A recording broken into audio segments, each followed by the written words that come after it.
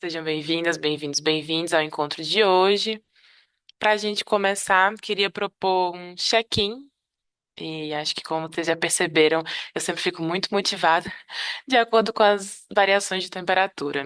Então, queria propor para vocês que vocês respondessem aqui no chat se vocês pudessem manifestar ou cuidar de um aspecto, uma característica ambiental ou climática do seu município. Que característica seria essa? Então, se vocês pudessem manifestar agora, ou cuidar, né, zelar de uma característica ambiental ou climática do seu município, que característica seria essa? Como quem propõe começa, eu vou dizer uma do meu município. Eu sou de Natal, Rio Grande do Norte. E antes das mudanças climáticas, éramos conhecidos por 300 dias de sol no ano. Se eu pudesse cuidar de uma característica, seria essa. Se eu pudesse zelar de uma característica do meu município, acho que seria essa característica. Acho que todos os nossos hábitos culturais, enfim, nossas dinâmicas, elas foram se constituindo muito em função desses 300 dias de sol. E a gente sempre muito preparado para que os outros 65 dias fossem as épocas, enfim, de chuva e etc. E acho que com as mudanças climáticas eu tenho visto que, por exemplo, os mais velhos têm perdido o referencial de não saber quando é que chove, quando é que não chove, quando é que é época de chuva, quando é que não é, enfim. Então, se eu pudesse cuidar de uma característica, acho que seria essa, dos nossos 300 dias de sol, e que eu particularmente sinto muita falta estando aqui em São Paulo. Davi Teixeira, de Campo Grande, ele disse que cuidaria da arborização urbana, que sofreu muitos reveses nos últimos anos. Davi, Natal também. Natal tem sofrido um processo de, acho que, desertificação forçada, né? Jefferson falou que se tivesse de fato condições de gestão absoluta, gostaria de gestão das condições hidrológicas, mais voltadas para os fins de segurança de barragem. O aumento de chuvas na região ocasiona bastante rompimento de pequenos reservatórios no estado. Alicia falou que zelaria pela Serra do Curral, em Minas Gerais. A Alice é da nossa equipe, ela fica aqui nos bastidores. Se quiser dar um oi, Alice, fica à vontade. O que mais, pessoal? O que mais que vocês cuidariam, zelariam, manifestariam hoje, se fosse possível? Só isso? Temos? Deixa eu ver mais aqui, gente. Chegou mais alguns. Júlio de Narandiba falou do clima urbano, envolveria mais arborização. Betânia, nossa convidada de hoje, falou que cuidaria de todos os mares e do litoral de Salvador, incluindo a vida marinha. Muitíssimo importante. Gente, obrigada por quem participou, por quem interagiu. Compreendemos que também nem todo mundo consegue fazer essa interação mais prontamente aqui, seja pelo chat ou, enfim, pelos outros canais. Mas vamos fazendo nosso encontro o melhor possível. Hoje teremos um encontro em dois momentos. Um primeiro momento expositivo e de dúvidas com nossa convidada Betânia Boaventura. Daqui a pouco eu vou apresentá-la novamente, mas acredito que todos, todas, todos aqui já a conheçam por conta da comunidade de prática anterior. E depois a gente tem um segundo momento de atividade, divididos em grupos. Como agora estamos divididos entre duas comunidades de prática, essa aqui sendo de territórios periféricos, nosso grupo agora está mais intimista, está mais concentrado. Então, teremos menos grupos e também grupos menores, né? A gente estava trabalhando com grupos de 7 pessoas nesses encontros ao vivo. Então, hoje faremos grupos de 5 pessoas, mais ou menos. Peço que todos participem, interajam, não só entre os grupos, mas também com nossa convidada. Feito esse check-in dinâmico e apresentada a programação de hoje, apresento também Betânia Boaventura. Ela é arquiteta e urbanista pela UFPA, com mestrado em Urban Development Planning pela University College London. Atualmente, Betânia atua com desenvolvimento urbano em uma organização de cooperação internacional. Previamente, trabalhando com organizações do terceiro setor, tem experiência em projetos liderados pela comunidade, análise de políticas urbanas, avaliação de espaços públicos, auditoria de segurança das mulheres e transversalização de gênero e raça. Apaixonada por cidades, Betânia tem um interesse especial em temas como gênero e cidade, racismo ambiental e políticas públicas voltadas para a justiça social. Betânia, muitíssimo obrigada por ter aceito esse convite, estar aqui conosco novamente. Passo a palavra para você. Tá bom, boa tarde a todos. Queria novamente agradecer também o convite, dizer que é um prazer sempre estar aqui, né, com vocês e nessas parcerias com o Polis.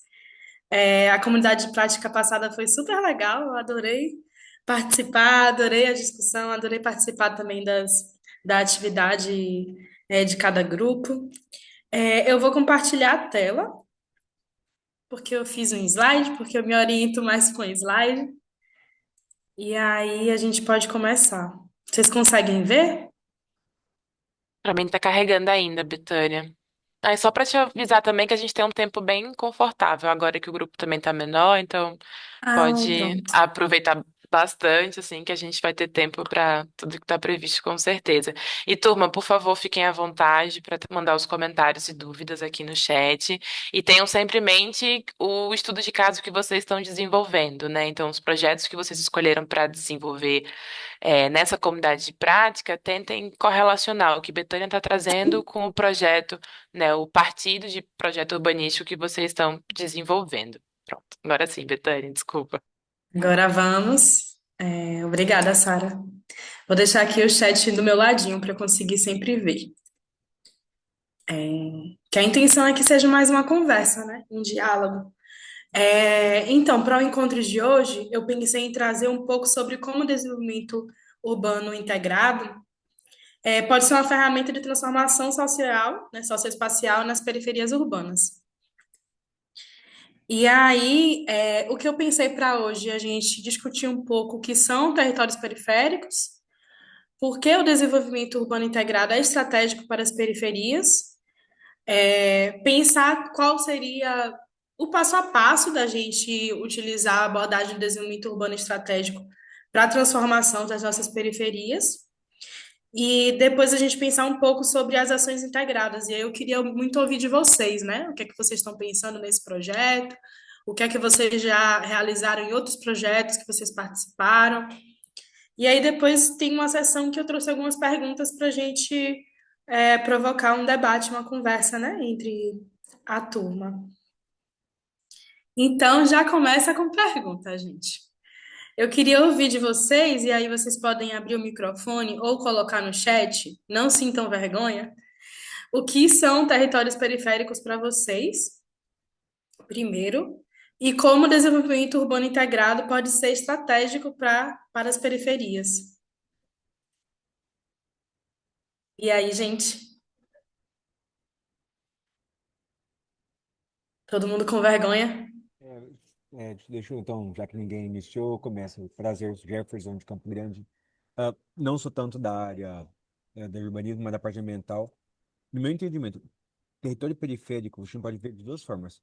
Da forma mais racional possível, é o que não é definido pela zona urbana mesmo, de planejamento em mapas de ocupação de solo, ou pode ser mesmo não entendido como aquela parte, ou a parte que é entendida com um histórico cultural, social, de certa forma marginalizado, ou declarado como menos importante pela sociedade em geral. Por que que o desenvolvimento urbano integrado tem que ser estratégico para as periferias? Normalmente, municípios, sistemas de gestão em geral, eles acabam alocando, têm recursos finitos e tem que ser alocado de uma certa forma em um grande espaço. Onde vai ser o grande espaço? Onde tem o maior número de atendimento de pessoas. Se estrategicamente eu definir que a área central é a área de interesse, então esses recursos vão ser alocados naquele local. Então, caso tenha algum motivo, verificou-se que não deu certo, tem que fazer uma reforma, normalmente se tem mais recursos para ser empregados nessas regiões centrais, o que não acontece nas regiões periféricas. Normalmente, quando acontece alguma coisa, por exemplo, asfaltou, teve que, por algum motivo, fazer o esgoto, passou de novo aquele esgoto lá, não vai fazer recapeamento tão rápido.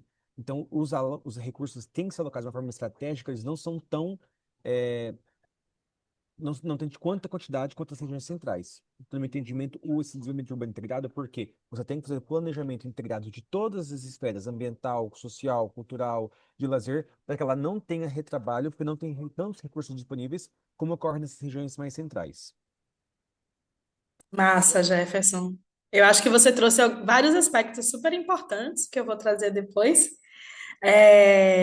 Você trouxe a noção de periferia, uma noção geográfica, né?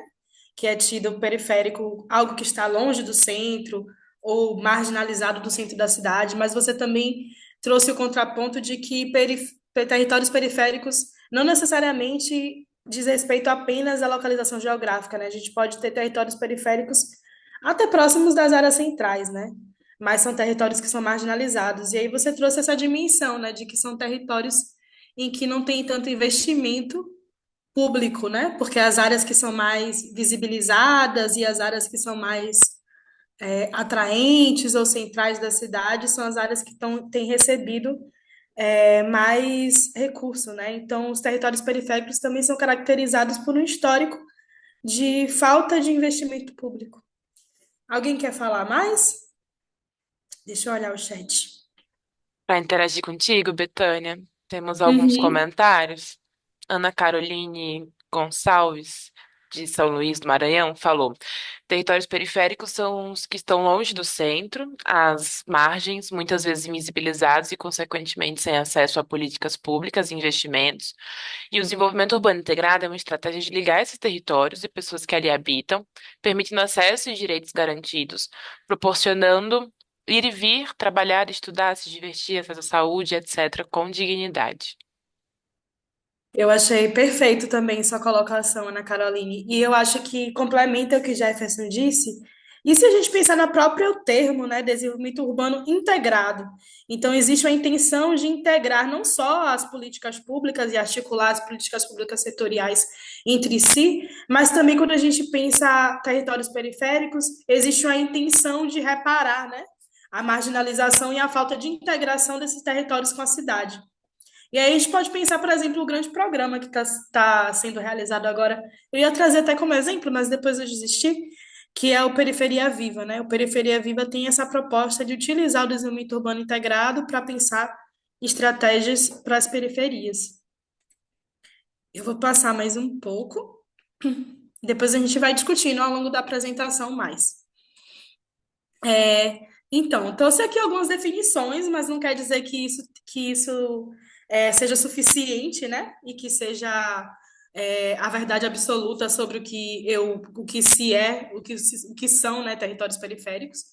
Mas territórios periféricos, como vocês já abordaram, são considerados territórios vulnerabilizados e que são caracterizados por processos de exclusão, seja social, seja racial, seja econômica, seja exclusão política, e que são negligenciados pelo poder público. E, geralmente, são localizados em áreas que estão afastadas dos centros da cidade, né? E aí esses territórios são caracterizados por uma infraestrutura urbana precária, seja em termos de saneamento, seja em termos de transporte e mobilidade urbana, seja em serviços públicos, né? Geralmente os equipamentos como hospitais ou outros serviços, escolas, estão mais nas áreas centrais da cidade. São territórios que geralmente existe uma alta vulnerabilidade econômica, socioeconômica, então existe desemprego, violência e muita informalidade. Isso é interessante a gente pensar, né? Porque, por exemplo, ao mesmo tempo, se a gente só se ativesse a questão da localização geográfica, a gente também tem no Brasil um histórico de planejamento urbano em que tem se pensado condomínios, até de luxo mesmo, né, nas áreas periféricas da cidade, né, como uma forma de expansão. Mas isso não quer dizer que aqueles territórios são periféricos dentro do conceito que a gente está trabalhando aqui hoje, né? Porque, diferente dos outros territórios, eles vão estar dotados de uma série de serviços públicos e infraestrutura e está sendo ocupado por uma população que é socioeconomicamente, como eu posso dizer, superior dos territórios que a gente considera periférico. Ao mesmo tempo, é importante também a gente entender que as periferias e as favelas e as zonas da cidade que a gente considera como territórios periféricos é, foram construídos enquanto territórios periféricos, né? Então, houve, de certa forma, uma ação do Estado ou uma negligência do Estado para que esses territórios foram construídos dessa forma, né? Então, são territórios que sofreram uma série de exclusões e marginalizações ao longo da história, seja desde o período da escravização até agora, e existe um recorte socioeconômico e de raça quando a gente olha para esses territórios. E aí eu trouxe aqui uma informação de que eu tenho que ficar tirando o chat da minha frente. Eu trouxe aqui uma informação de que no Brasil, cerca de 70% da população urbana vive em áreas periféricas. O que é que isso significa? 70% é muito. Então, isso significa que se a gente não trata, né, se a gente não traz soluções, não aborda ou não investe nos territórios periféricos da cidade, a gente continua investindo nas áreas centrais, a gente está negligenciando a maioria da população do Brasil. E aí é importante entender também que nessas regiões o déficit de saneamento e mobilidade é até duas vezes maior do que nas áreas centrais. Mas assim, a gente falou muito de ausência e de precarização e de marginalização, mas a gente também tem que entender que esses espaços, né, esses territórios, são espaços também de potência, de cultura, de resistência, de organização comunitária, onde as populações para sobreviver e para lidar até com essa precariedade, elas têm criado ao longo da história, né, uma série de soluções para enfrentar essa marginalização. E aí existe uma série de debates é muito mais complexo do que isso, mas eu quis trazer um pouco dessa discussão antes da gente entrar na parte de pensar o território de vocês e pensar o desenvolvimento urbano integrado, para que a gente compreenda melhor, né, os territórios que a gente está escolhendo para nossas intervenções. Então, diante dos debates que existem em torno da periferia, existe o debate que discute a questão do estigma e da representatividade, né? Existe uma série de movimentos de pessoas e organizações dos territórios periféricos que realizam uma série de atividades e de ações para que se supere, né, as visões negativas e se valorize a cultura local desses territórios. Como eu disse, esses territórios geralmente são marcados por uma segregação racial, então se a gente fizer o recorte de raça e o recorte socioeconômico dentro da nossa cidade, a gente vai ver que a população negra geralmente tem uma concentração muito maior de pessoas negras nesses territórios periféricos e que tem uma ausência de infraestrutura do que da população branca, né? Se a gente fizer essa análise, a gente vai ver que a população branca da cidade, a maioria está localizada nas áreas da cidade que são mais prósperas, digamos assim, né? E que tem mais investimento público. Existe um debate também sobre direito à cidade e justiça socioespacial, né, para poder a gente pensar esses territórios de formas e estratégias para garantir a moradia digna, para garantir o transporte, né, os acessos, para garantir o saneamento e também para garantir a participação social, né, e a participação política desses territórios dentro das decisões que são tomadas para a cidade, para esses territórios, né, porque eles são marginalizados geograficamente, geralmente, mas também são marginalizados política e socialmente, né? Então, para a gente reparar essa situação, a gente também tem que pensar muito na dimensão da participação. Existe uma discussão sobre políticas públicas, e aí é um pouco sobre o que eu pesquiso, né? Que é como o Estado atua ou não atua nesses territórios que faz com que se reafirme, né, essa situação ou não, ou se faça uma reparação essa situação de marginalidade, né?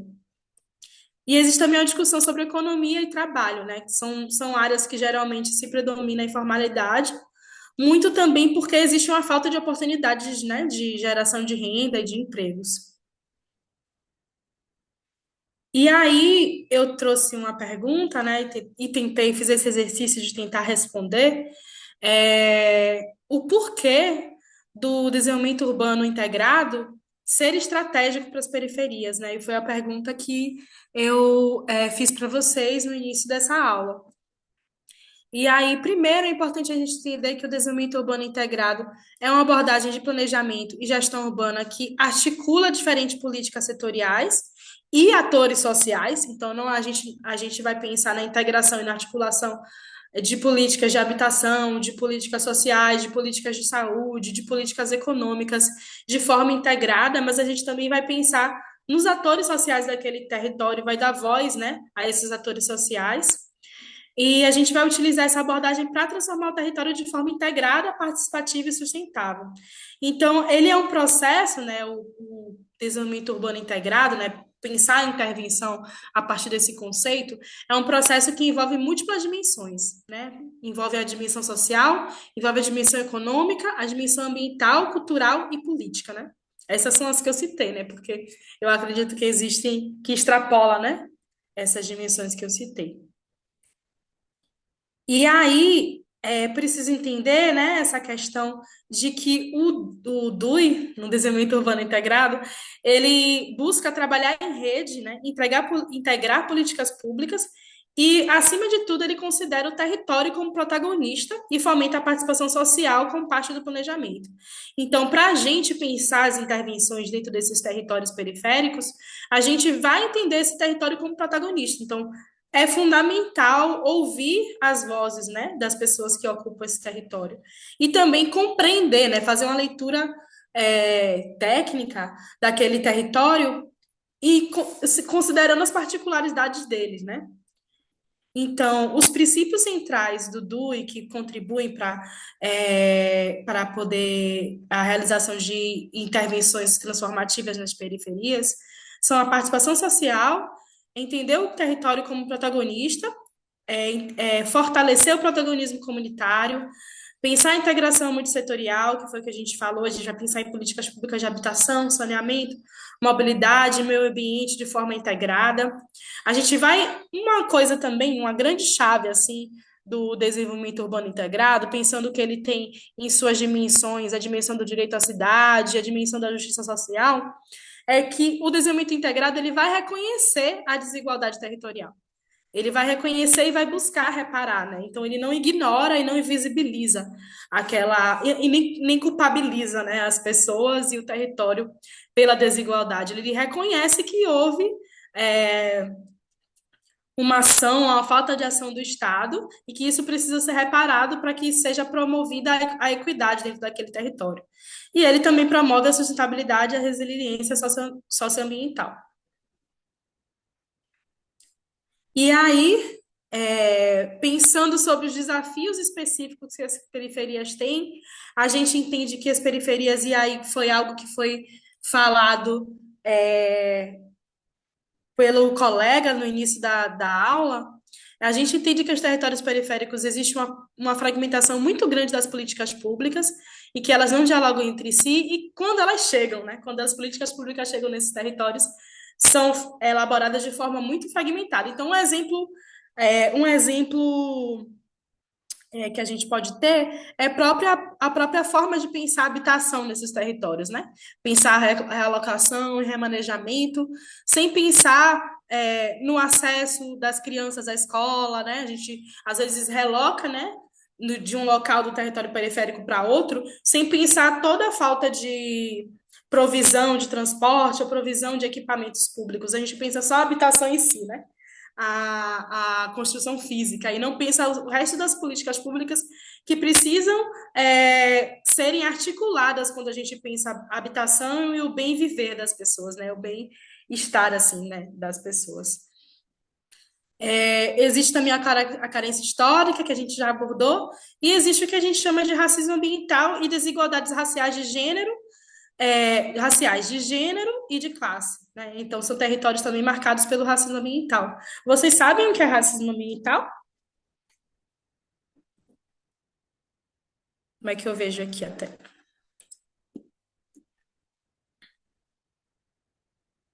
Alguém pode falar? Quer que eu fale logo? O que é racismo Olha, ambiental? não, deixa eu ligar a câmera aqui, perdão. Já ouvi esses conceitos sim, de trabalho ambiental, em dois cenários. Tem tanto racismo ambiental, só que eu não sei se seria esse cenário. que são racismo dado para as pessoas que moram em regiões periféricas no sentido de indígenas, comunidades quilombolas, etc. Tem também aquela questão da discriminação social que a gente tem, racismo das pessoas que moram nessas regiões periféricas. Já escutei, por fim, dessas duas definições, mas não sei qual das duas de fato é a correta, ou se uma das duas de fato é correta. Sim. Perfeito. É um conceito, né, uma abordagem que eu estou trabalhando muito recentemente e estou descobrindo as nuances e as multidimensões desse conceito. Mas o racismo ambiental nada mais é o que você explicou, né? O racismo ambiental é um conceito que compreende que existem benefícios e existem desafios e consequências negativas da gestão ambiental dentro das cidades e que o racismo ambiental acontece quando as consequências negativas ambientais afetam uma certa população por conta de sua raça ou sua etnia, né? Então, se a gente pensar um exemplo prático, né? E pensar quando se foi elaborado esse conceito de racismo ambiental, por um autor que era negro, a gente pode pensar, por exemplo, a forma do descarte do lixo, por exemplo, dentro de uma cidade, né? Geralmente o descarte do lixo, né, quando a gente pensa os aterros, né, eu digo o descarte de todo o sistema de lixo da cidade, né? Esses aterros ou essas outras formas de descarte estão localizadas próximas de territórios em que as pessoas negras vivem, né? Ou a gente pode pensar também a questão dos riscos e desastres, né? Da gestão dos riscos e desastres. Geralmente, as pessoas negras são as pessoas que estão nos lugares que são mais vulneráveis aos desastres, né? E assim, e não necessariamente nos lugares, né? Porque muitas vezes a gente também tem empreendimentos de luxo, por exemplo, pensando em Salvador, na minha cidade, que estão localizados em costa, mas que eles têm toda uma infraestrutura que faz com que, quando uma chuva forte aconteça, aquelas pessoas que moram ali não se sintam afetadas, né? Então também tem uma questão de, não é só estar localizado em uma área de risco, mas tem questão de investimento de política pública mesmo, né? Para poder lidar com os riscos ambientais, digamos assim. Então, o racismo ambiental é um pouco isso. E aí o DUI ele se torna essencial porque ele rompe com esse planejamento fragmentado que a gente comentou, né, em que todas as políticas públicas e todo o sistema de transporte, as melhores habitações, os melhores espaços públicos, equipamentos estão localizados em uma área da cidade, ignorando essa parte, e essa parte se torna não integrada com a cidade, né? Ele fortalece a participação social, garantindo que as decisões partam do diálogo com quem vive no território. Então, eu acho que é importante a gente pensar também o quanto isso é poderoso, assim, em termos de da gente, nossa compreensão enquanto cidadão, né? A gente pensar que essas pessoas que moram nesses territórios periféricos também têm um histórico de nunca serem ouvidas e nunca terem uma participação política na decisão e nas decisões, né, do que se vai fazer sobre o território. Então, essa abordagem é uma abordagem que vai fortalecer e que vai dar visibilidade a desejos, a necessidades, a, enfim, a uma série de coisas dessas pessoas que nunca foram ouvidas, por exemplo. E o DUI também reconhece que planejar para as periferias é também reparar desigualdades históricas. Então, é um ato de justiça social e de reparação socioespacial. Vou tentar me adiantar, né? Que eu já vi que já é 13h35. A gente tem tempo, Então, Betânia. Tá bem de boa. tá bom. Então, vou nesse ritmo. Qualquer coisa você me avisa. Aí, então, eu tentei pensar nas dimensões do DUI, que vocês já trabalharam em aulas passadas, até na minha comunidade de prática eu também trouxe essas dimensões. E aí eu linkei duas que eu acho que dialogam muito com a realidade dos territórios periféricos, né? Que é a dimensão e a ação de pensar a governança participativa e a participação social, como eu falei anteriormente. O DUI vai fortalecer a democracia local, vai criar espaços de decisões e participação das comunidades periféricas. Ele vai garantir que a população seja protagonista do planejamento urbano, não apenas receptora das decisões, né? Isso aí é muito importante a gente pensar, né?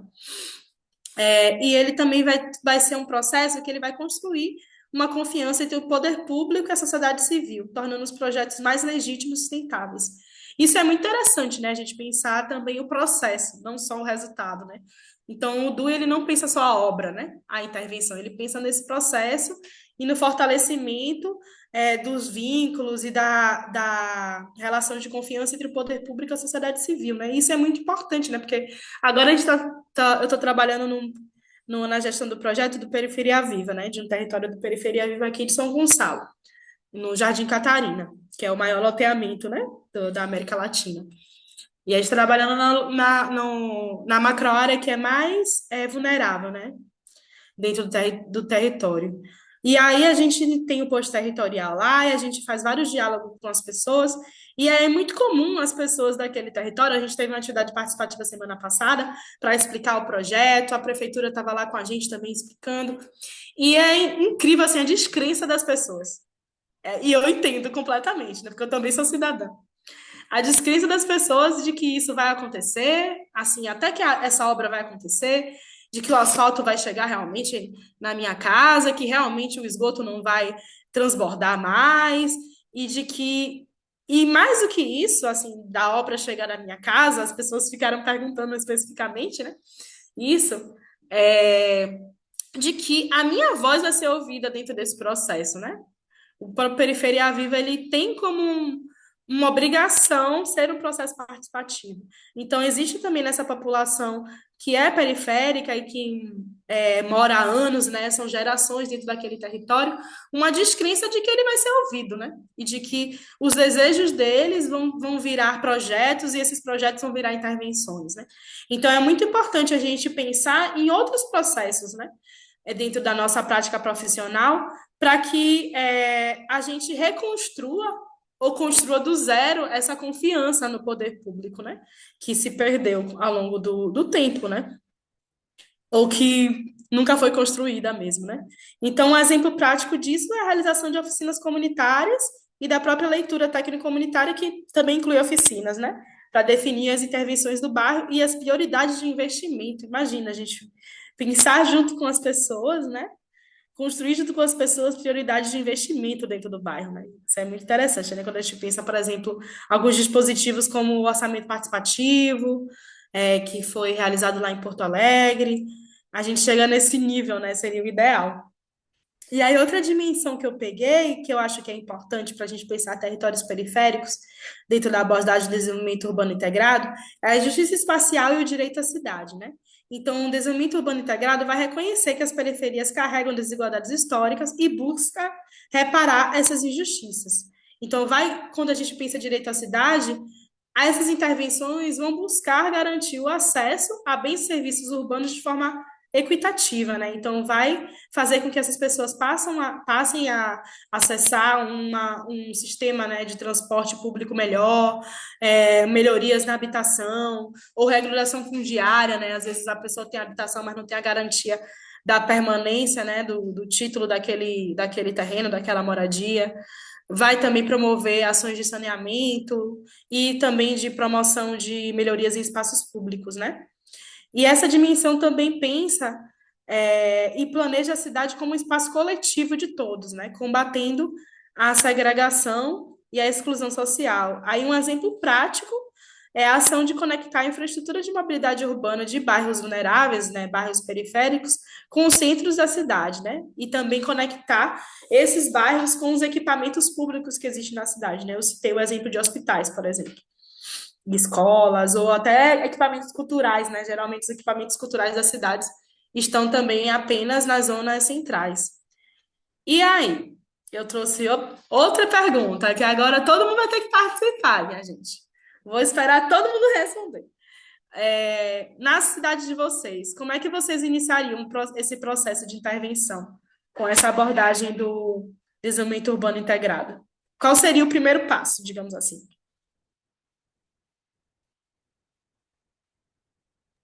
Acho que para dar um tempinho deles escreverem, deles se inscreverem aqui, pedirem a mão, Betânia, até para colocar todo mundo na mesma página, acho que bem oportuna a pergunta que você traz, porque nessa comunidade de prática de agora, Obviamente, em 5 encontros, a gente não detalha, não aprofunda um projeto em desenvolvimento urbano integrado, né? Com todos os desenhos técnicos, com todos os cronogramas, orçamentos, enfim. É, momentos participativos que a elaboração de um projeto desses envolve, né? Mas a gente se comprometeu em chegar num partido urbanístico, e acho que também por isso sua pergunta é muito oportuna, porque eu acho que esse partido é o fio condutor, assim, né, da elaboração da proposta. Então, quando você também pergunta como que você iniciaria esse processo de intervenção, acho que eles precisam ter muito nítidos que intervenção é essa, né? Então, também contando um pouquinho desse nosso processo, eles vão delimitar o perímetro, caracterizar a população, caracterizar esse território de intervenção e chegar num programa de necessidades que o Vix também contemplou na sua apresentação. Mas, pessoal, eu estou aqui interagindo com Betânia para ela não ficar no silêncio enquanto vocês respondem a pergunta que ela nos trouxe. Começou, Olha Betânia, aqui. respondendo. Começou, quero mais, quero milhões de respostas. Quem respondeu, responde de novo com uma com outras opções. Olha, o Guilherme Antônio. Guilherme, você quer falar? Ou quer que eu leia? Vou ler. Eu acho interessante que é uma perspectiva muito de quem está no poder público, né? De quando eu passei por esse lugar também eu comecei a ver diferentes possibilidades assim. E aí, deixa eu ler aqui. O Guilherme fala que o primeiro passo seria a avaliação das necessidades e possibilidades de intervenção. A Júlia quer falar? Fala, Júlia. Posso Depois falar? eu vou lendo. Aqui a gente já trabalha de uma forma em Juiz de Fora, né, gente? Eu sou de Juiz de Fora. A gente já trabalha de uma forma intersetorial e quando a gente começa a pensar no projeto, a gente já começa a ver algumas pautas que estão ali dentro. Então, assim, a gente está fazendo um projeto num lugar que tem problema de alagamento. Então, vamos envolver o pessoal da drenagem, que está na equipe de obras, e às vezes o meio ambiente, que às vezes eles têm algum tipo de projeto que eles podem trazer e acrescentar, somar o projeto. Ah, tá, a gente vai fazer isso, mas tem uma parte lá que não é regularizada. Então, vamos envolver o pessoal de habitação para ver se a gente não regulariza junto. Então, a gente começa chamando alguns atores que a gente consegue enxergar, que já são necessários, e esses atores muitas vezes já trazem mais pessoas. Ó, eu estou fazendo isso, mas tem um negócio muito legal lá que a gente faz, tal pessoa faz um projeto que as pessoas não ficam sem banheiro. As pessoas que estão sem banheiro, elas conseguem ter acesso a banheiro. Então vai crescendo essa rede. E aí, logo que a gente estrutura o mínimo básico, assim, né? Claro, quando a gente já tem noção se tem orçamento, se vai conseguir pedir, porque a gente preocupa muito com essa parte, quando a gente envolve a população, de não gerar uma expectativa falsa, né? Que às vezes a gente quer muito, quer tentar, você fala, não, vamos fazer, e aí não tem a verba. Então a gente toma esse cuidado para não gerar essa expectativa falsa, que é normalmente o que acontece, né? Na maioria, as pessoas não acreditam muito, falam, eu não, vocês não vão voltar aqui. E depois disso, quando a gente consegue fazer uma linha do tempo, assim, uma linha cronológica das ações que a gente vai fazer, a gente entra em contato com a população. E sempre tentando, como o poder público é muito burocrático, para as pessoas não desanimarem do projeto, porque demora mesmo, a gente sempre tenta pegar coisas pontuais já existentes que a gente consegue fazer no nosso dia a dia para fazer uma intervenção ali. Então, eles vão vendo, vamos fazer um projeto super grande aqui, mas a gente quer várias coisas e não começa, vai começar só daqui a um ano, a gente pega, vamos então trocar a iluminação de LED, que a gente já estava trocando a cidade toda, e entra ali. Aí já é uma ação que muda muito e eles já veem que a gente está ali. A gente tem problema com coleta de lixo, é uma coisa usual nossa que a gente consegue fazer uma intervenção pequena para passar lá num horário satisfatório para Sim. eles. Então a gente vai fazendo mudanças pequenas enquanto a gente não faz o projeto também, para eles não perderem o engajamento ali, né? Porque senão eles vão perdendo a vontade, acham que não vai ser feito mesmo a gente ali sempre, para não perder essa participação. E aí levando essa participação para vários níveis, deles tomarem decisão do que vem primeiro, do que é importante. Ah, vocês vão fazer isso, mas a gente quer outra coisa aqui que no nosso dia a dia funciona. E aí a gente, por exemplo, fez uma intervenção de um macro mural, que eles escolheram a intervenção da infraestrutura do escadão, que a gente fez em paralelo, e eles iam conversando com os artistas, escolhendo as cores, eles iam voltando em cada detalhe. E aí é muito legal que quando termina, né, além de ter esse engajamento durante todo o processo, quando termina, eles falam que o projeto é deles. Fala, eu que escolhi essa cor, olha que bonita. Então, assim, é uma construção conjunta, né? E aí eu acho que dá muito certo. Ah, é muito legal.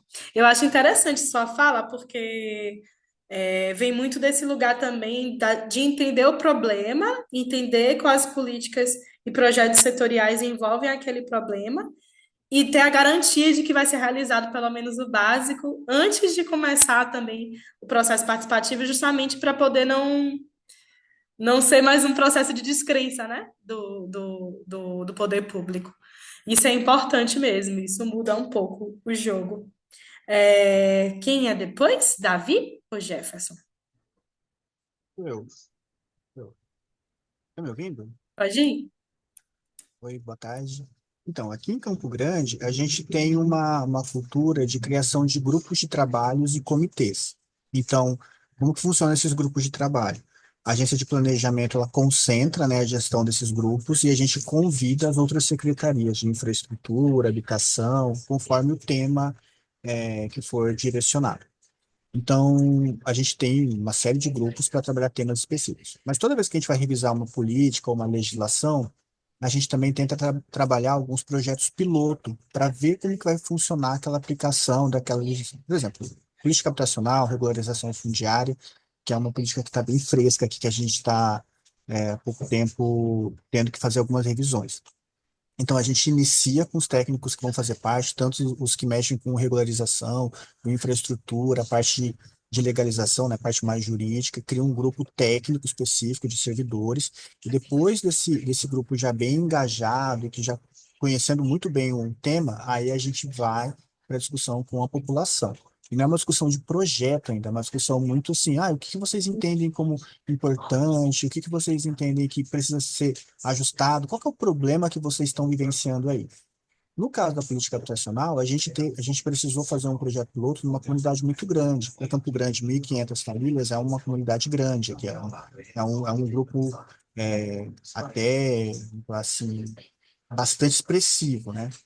E aí o que a gente fez foi ir à comunidade e participar da vivência. Nós fizemos algumas atividades nas escolas para entender onde que a pessoa entendia que era o ponto mais importante, onde ela consumia, onde ela caminhava, onde que ela entendia que tinha um problema para assim, algum conflito, né? Porque às vezes as comunidades elas também vias são muito estreitas, não tem infraestrutura. Então, todo esse levantamento, a gente ainda não estava falando de projeto, a gente estava falando em construção de política. Com tudo isso, a gente construiu uma política de regularização fundiária, uma política habitacional. Isso, todos os atores, quem mexe com infra, quem mexe com regularização, tá todo mundo envolvido. A partir disso, a gente construiu um projeto. E aí, com esse projeto, que era um estudo preliminar, e fazia parte da construção da política, a gente chamou a população para falar: olha, considerando tudo que a gente discutiu, a gente está apresentando para vocês algumas soluções. Dá para a gente remover algumas pessoas desse ponto para abrir uma pequena viela e colocar em outro ponto. Esse local podia passar um ônibus, então a gente podia largar. Esse ponto aqui que não tem uma área verde que não está ocupada. E a gente foi apresentando como estudos que a prefeitura está fazendo para a construção de uma política.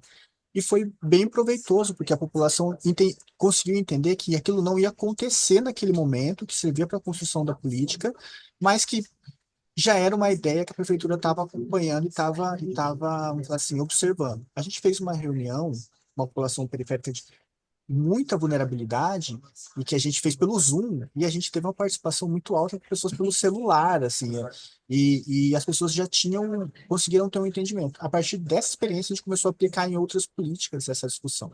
Então, quando a gente está falando de rotas acessíveis, de estudos de caminhabilidade, centros de bairro, etc., isso tem funcionado muito bem e não cria uma expectativa. Então, essa é uma estrutura que a gente, vamos falar assim, copiamos, né, de outros municípios e que tem funcionado muito bem aqui. E aí todos os atores, né, todas as secretarias conseguem, vamos falar assim, abraçar e entender o que está sendo estudado para, na aplicação, a gente, vamos assim, falar a mesma língua, né? É isso. Obrigado. Eu achei super interessante essa coisa dos comitês intersetoriais, né, que você comentou. E eu acho também interessante porque muitas vezes nessas intervenções a gente vai lidar com ações que são sensíveis, né? Então, quando a gente envolve a população na decisão, por exemplo, você falou, aqui talvez a gente quer que passe uma via e talvez tenha algumas remoções. Se a gente discute junto com a população sobre isso, o desenho da via, ou como pode ser feita essa relocação, quem é que é afetado, né, e essa pessoa participa desse processo, a construção é muito diferente, né, da gente chegar lá, passar a via e a pessoa receber um aviso de que vai ter que sair de casa, né? É menos Então é muito, traumático, né? muito legal. Uhum. É o Jefferson. Eu sou também de Campo Grande, junto com o Davi. É só para acrescentar Uhum. dessa questão da participação social, é que existe um aspecto que às vezes não é muito comentado, não é muito dito, que a gente sempre presume-se que a sociedade vai ir por um caminho e depois a gente descobre que muitas vezes não acontece isso.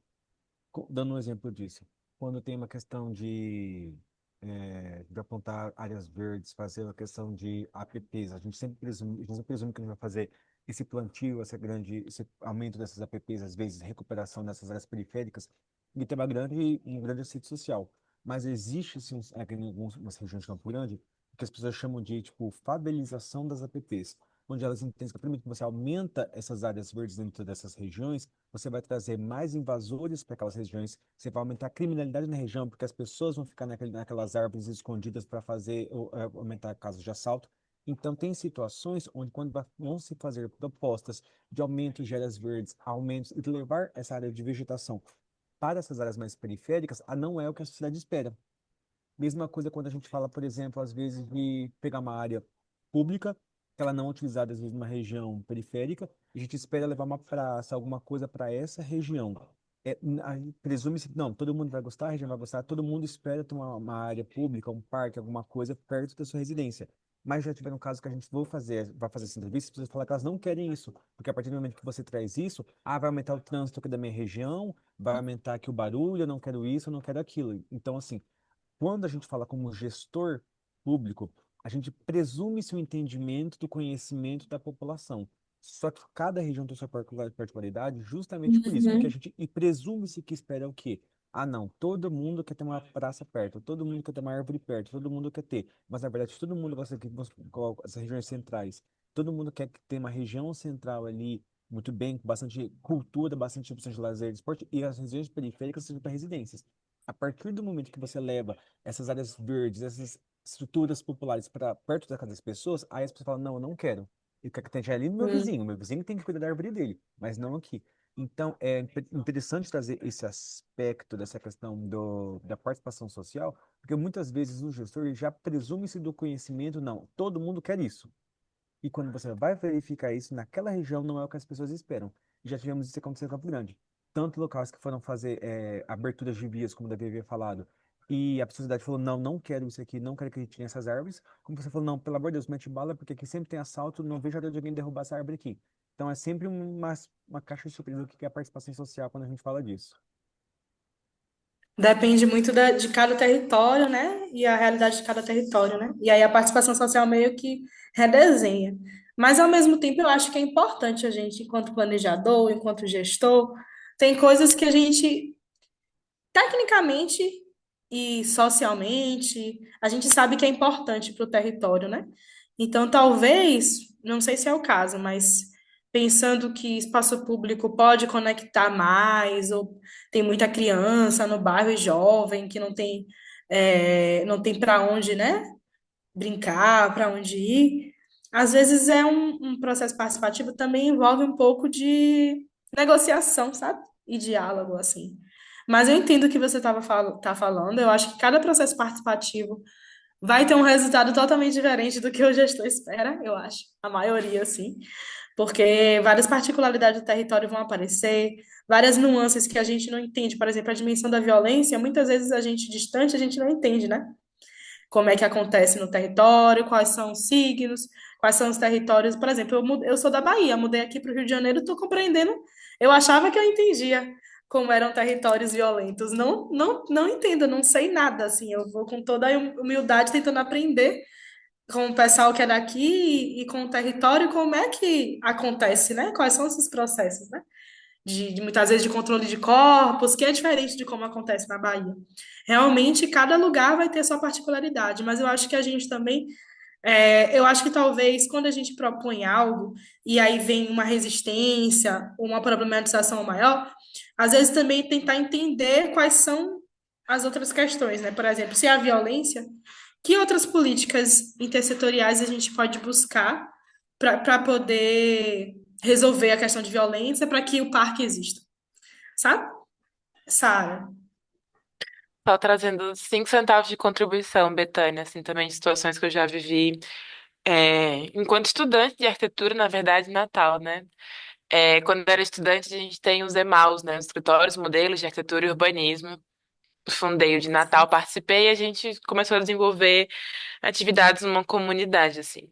E muito bom, assim, a existência dos EMAUs, por exemplo, porque eu acho que traz justamente essa dimensão da importância da participação, né? Enfim, acho que o projeto ele tem que servir as pessoas que estão ali vivenciando aquele território no cotidiano, senão ele não atinge os objetivos, né? E aí teve uma situação pra mim que eu conto 10.000 vezes, assim, que a gente estava fazendo oficina com as crianças, chegou no entendimento de que a gente ia desenvolver uma área comum, que fosse de lazer, do brincar, do lúdico, enfim, para todas as idades, mas que tivesse essa questão também com as crianças. Estávamos na dúvida em qual dos terrenos assim possíveis para fazer, enfim. Uma das possibilidades era num campinho, é, sendo que quando a gente estava conversando com as crianças, no fim das contas, a gente muito preocupado em como pensar, enfim, qualificar o espaço público para esse brincar, não sei o quê, né? Aí as crianças falaram assim, tá, mas a gente precisa de um lugar mesmo, é para os cavalos. A gente ficou assim, gente, quê? Porque é isso, assim, era periferia urbana e etc. Então tinha um imaginário de, tipo, acho que nem cogitou, assim, o grupo de estudantes que estava ali nem cogitou que você precisaria pensar algo assim. No fim das contas, foi isso que elas trouxeram. Falou assim, a gente precisa de um lugar para os cavalos, porque muitos adultos têm suas carroças, né? E aí, enfim, são com cavalos, né? Então eram catadoras e catadores, ou enfim pessoas que têm ali esses cavalos e etc. E os cavalos, eles comem a grama do nosso campinho. Então, no fim das contas, a gente precisa de um lugar para os cavalos. Assim, o campinho, ele tá ótimo. O que a gente precisa é de um lugar para os cavalos. Isso foi uma situação, né? É, Nossa, Caroline, fui aí para o Cinemal de São Luís. E aí, enfim, essa situação para mim ela foi muito emblemática, assim, porque eu fiquei assim, gente, toda vida que você achar que sabe, desconfie, porque no fim das contas, Aham. eu acho que tem esse papel, assim, também dos processos participativos, acho que a desconfiança, né, nossa melhor aliada, né, no fim das contas. E acho que a outra coisa que você traz muito é entender de onde vem a resistência, né? Nessa mesma ocasião, a gente também estava pensando como que o entorno do Rio estava ficando, que é uma comunidade próxima ao Rio Potengi, como que o entorno do rio estava ficando muito árido, né? E tinha toda uma vegetação que era característica e, enfim, daquela territorialidade, etc. E cada vez mais sem essa vegetação, né? E a gente estava querendo propor como retomar um pouco disso, assim. E teve uma resistência gigantesca, assim, por parte dos moradores e moradoras por uma questão de visibilidade, né? Eles falaram assim, por questão de segurança, a gente não pode perder a visibilidade do rio. A gente tem que ver quem está vindo, a gente tem que ver quem está indo. Não dá pra gente colocar uma vegetação. é, E aí, enfim, tinham várias questões, né, de disputa de poderes dentro desse território, era uma comunidade periférica, não vou entrar tanto nesse detalhe aqui, mas tinha essa questão, né, de como que a vegetação não era que as pessoas não queriam arborizar, mas era que elas precisavam da visibilidade do rio por uma questão de segurança.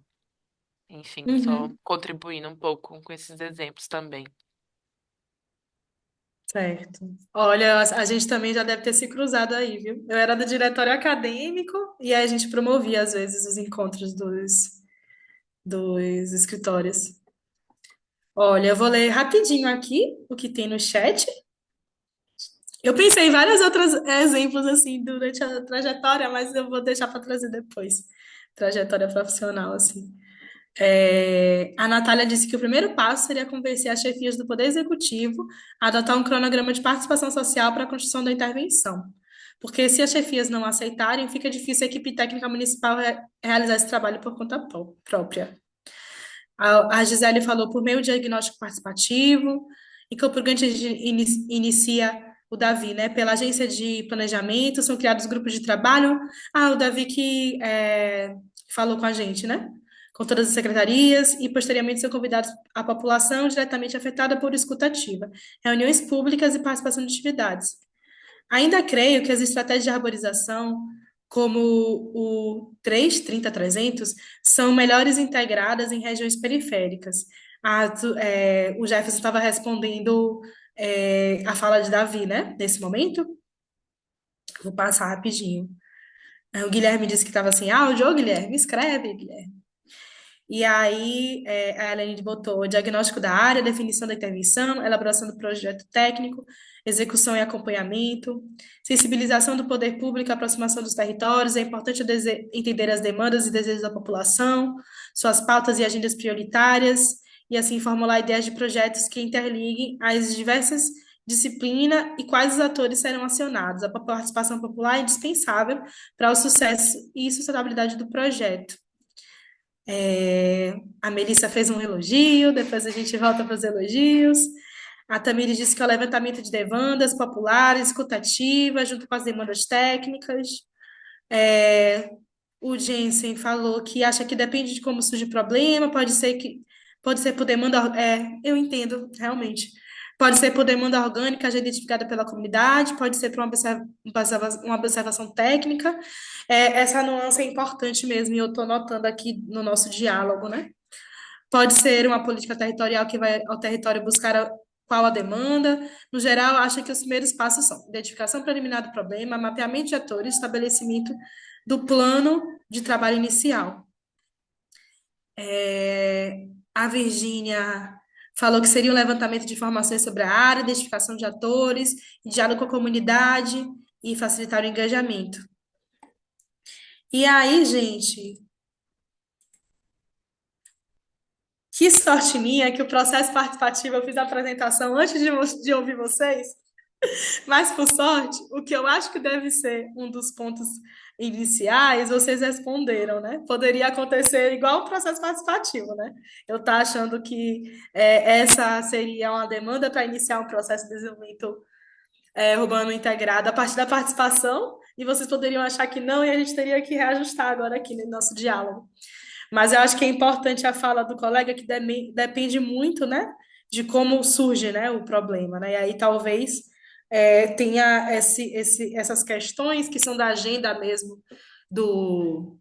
da prefeitura, da gestão, que pode aparecer esse grande problema, por exemplo, saneamento em tal área, né? E aí a participação talvez entre depois da definição desse problema, mas a participação vai caracterizar esse problema, né? E vai também pensar as soluções. Então, um ponto de partida, né, para o desenvolvimento urbano integrado das periferias seria a participação social. E aí o diagnóstico participativo é a primeira etapa, considerada a primeira etapa, né, do desenvolvimento urbano integrado, e é fundamental para revelar as demandas reais e as potências do território. Muito que vocês falaram, né, no chat. Ele vai além dos dados técnicos, incorporando a escutativa das comunidades locais, permite identificar desigualdades, vulnerabilidades e oportunidades a partir das vivências de quem mora na periferia. Olha o exemplo de Sara, né, do lugar para os cavalos, né? E se a gente pensar também, vocês falaram a questão de segurança e tal, e aí eu já vou puxar para o meu lado, né? Para a minha sardinha, assim, do que eu estudo. Quando a gente vai para o território, a gente ouve, a gente busca ouvir todas as pessoas, né? É importante também, dentro desses processos participativos, a gente entender como é que está o balanceamento da participação, né? Se existem mais homens, se existem mais mulheres, se existem mais jovens, se existem mais idosos, e tentar buscar ouvir todos os grupos que fazem parte daquele território, às vezes a partir de diferentes ferramentas, né? Por exemplo, você pode buscar um certo grupo a partir dos agentes de saúde, que já formam grupos no território, né? Grupos da juventude, grupo de mulheres. E aí existem diversas formas também de diálogo e de participação, às vezes com uma oficina é o que funciona, às vezes com outro grupo, uma entrevista, uma conversa funciona mais, às vezes desenhar e mapear funciona mais, mas é importante também a gente entender que participação social, se a gente quer atingir um diagnóstico participativo, que a gente vai entender o território pra caramba, não é somente fazer uma oficina e chamar todo mundo para participar, né? A gente tem que entender quem são as pessoas que estão participando e se a gente está atingindo realmente todo mundo, né? E aí, essa questão de identificar desigualdades, o que eu estava dizendo que eu ia puxar para minha sardinha, que é a questão de gênero, é que se a gente vai pensar um espaço público para todas as pessoas, e se a gente considerar só um grupo, por exemplo, os homens, a gente vai ter questões de seguranças que os homens não enxergam enquanto ameaças e que as mulheres enxergam, né?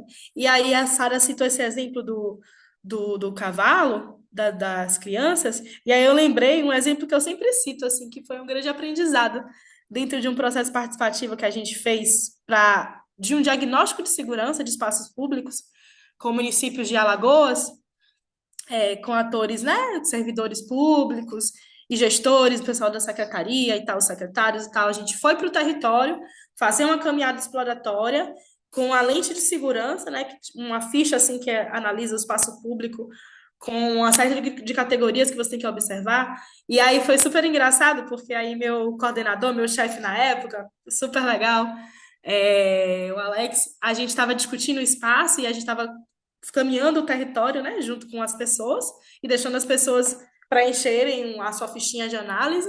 E aí a Alex me falou assim, olha, como aqui, né, era um lugar que tinha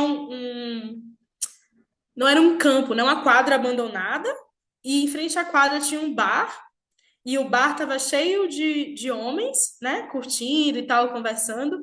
E aí a Alex falou, olha, aqui, por exemplo, a gente pode aqui, por exemplo, tem o fator desse campo estar abandonado, mas tem esse balanceamento, que tem esse pessoal aqui que está usando o bar, que traz uma movimentação. Talvez se a gente intensificar mais esse uso e tal, é um caminho para intervenção. Aí eu falei para Alex, olha, da minha perspectiva de gênero, esse bar tá cheio de homem conversando e festejando e tal. Para mim, na verdade, seria um fator de insegurança, não um fator de segurança. Então é importante também a gente olhar, né? Eu, enquanto mulher, andando naquele lugar, que do lado é um campo abandonado, do outro lado tem pessoas, homens, bebendo, e homens de forma geral, né? Não tem uma diversidade de pessoas. Para mim, aquele lugar seria inseguro. Então, eu criaria mais espaço para ter uma diversidade maior de pessoas, né? Não incentivar o uso que já existe. E aí ele falou, nossa, é mesmo, eu não tinha pensado nessa perspectiva. Então, é importante, né, a gente pensar essa participação social, esse diagnóstico participativo, e até onde a gente vai para poder a gente pensar todos os grupos que fazem parte daquele território, sabe? E aí é o que a gente tinha discutido antes, que é nesse momento do diagnóstico participativo que a gente constrói a confiança e a legitimidade para o planejamento urbano, né? Aquelas decisões vão ser tomadas de forma mais coletiva e pelas pessoas que estão usando aquele espaço, e o resultado da intervenção, como a Júlia citou, né, as pessoas vão ver que é o projeto delas também, né? Que foi um projeto elaborado por elas também. Então vai ter mais legitimidade, vai ter mais pertencimento. E aí, a gente entra no que vocês falaram. Eu acho que foi o Davi que falou, se eu não me engano, mas o Davi começou, na verdade, a descrever o programa de necessidades, né? O processo de elaboração do programa de necessidades, né? Você entendeu o problema, você faz o diagnóstico, e aí, a partir disso, e a Júlia também citou isso, né?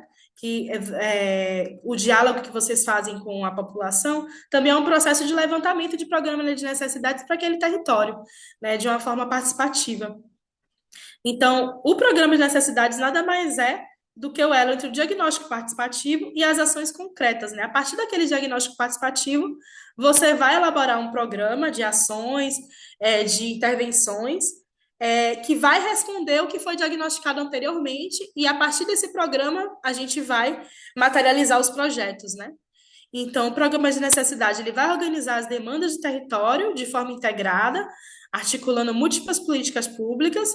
Isso aqui a gente fala muito através do desenvolvimento urbano integrado, né? Porque a gente pode também pensar um programa de necessidades que não tem essa integração como mote, né? E aí pode ser que dê errado, né, no futuro, como a gente já discutiu anteriormente, né? De ter ações que se sobrepõem, que não dialogam, ou ter territórios que têm ausência de ações, porque não houve esse diálogo e essa integração de políticas públicas. Então, o programa de necessidades, como eu disse, é que vai organizar essas demandas de forma integrada, né? E ele vai funcionar como uma lista priorizada de intervenções. Então, dentro desse processo também, vocês vão conseguir priorizar, né? Que ações e que intervenções são prioritárias, muito em diálogo com o diagnóstico participativo.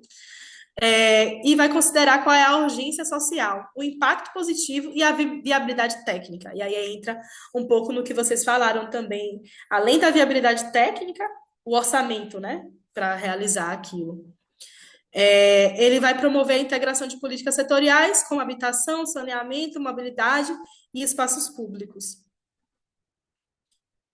E aí, eu trouxe um passo a passo, mas a gente sabe que passo a passo não é exatamente assim, né? Sempre tem uma mudançazinha. Mas, como a gente iria do diagnóstico participativo até, até o monitoramento para que se realize a intervenção, né? Então, a gente primeiro começaria com o diagnóstico participativo, que envolve a escutativa das comunidades para levantar as demandas, desafios e as potências. Depois a gente vem para a síntese e análise das demandas, sistematização das demandas, identificando temas transversais e conexões com as políticas públicas existentes. Depois a gente constrói coletivamente o programa de necessidades, priorizando as demandas em diálogo com gestores da sociedade civil. E a gente faz a integração, a gente olha, né, para aquele programa de necessidades e integra as ações que estão fazendo parte daquele programa, articulando com as diferentes secretarias para viabilizar as ações integradas. E a partir daí a gente começa a implementação e o monitoramento da participação. Então, o que tem aqui pode mudar de ordem, mas é um pouco o que vocês trouxeram, né? Por exemplo, a integração setorial, né? O Davi ou foi o Jefferson que trouxe a questão de que existe um problema público, e aí primeiro vocês reúnem as várias secretarias, e a partir de todas as secretarias entenderem o problema e pensar quais são as ações integradas que podem ser tomadas, aí vocês fazem um processo de levantamento de necessidade junto com a população, né, e aprimoramento daquele diagnóstico que foi feito inicialmente daquele problema público. A Júlia também citou um processo similar. Então, basicamente, é assim que a gente vai utilizar, né, essa lógica do desenvolvimento urbano integrado para a gente pensar o programa de necessidades e, a partir disso, a gente pensar em intervenção. E aí, tem alguns cuidados que a gente tem que ter no diagnóstico participativo, muito que a gente já discutiu, né? A gente tem que fomentar a escutativa e diversa, então a gente tem que ouvir moradores de diferentes perfis, jovens, mulheres, pessoas negras, indígenas, LGBT, e outros grupos historicamente excluídos. A gente pode usar oficinas, rodas de conversas, mapeamentos afetivos, caminhadas exploratórias. Então, também muito a partir do território, do problema e do grupo, que a gente pode usar metodologias diferentes, né?